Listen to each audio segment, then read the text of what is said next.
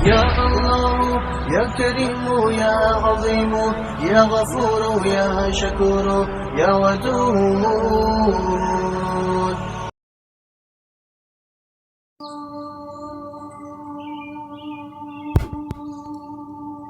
ताज्जुब की बात है, हम हराम खाने वाले को हरामी कहते हैं, लेकिन उन्हीं के घर जाकर दावतें उड़ाने वाले को कुछ नहीं कहते।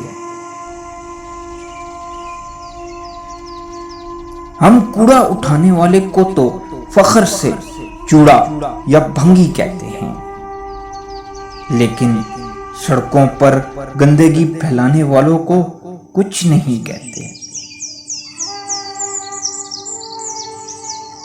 कितनी ताज्जुब की बात है कि हम एक जिस्म फरोश औरत को तवाइफ तो कहते हैं, लेकिन उसके जिस्म से खेलने वाले मर्दों को कुछ नहीं कहते।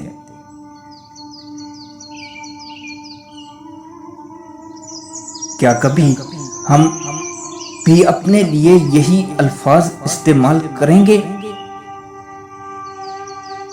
याद रखें, इनकलाब दूसरों पर उंगलियां उठाने से नहीं आता। जिस दिन हमें ये बात समझ आ जाएगी, उस दिन इस मुल्क में इनकलाब आ जाएगा। कितनी ताज्जुब की बात है, हम स्टेज ड्रामों में हंसाने वालों को मिरासी तो कहते हैं, लेकिन उनको देखकर हंसने वालों को कोई नाम नहीं देते। ताज्जुब की बात है।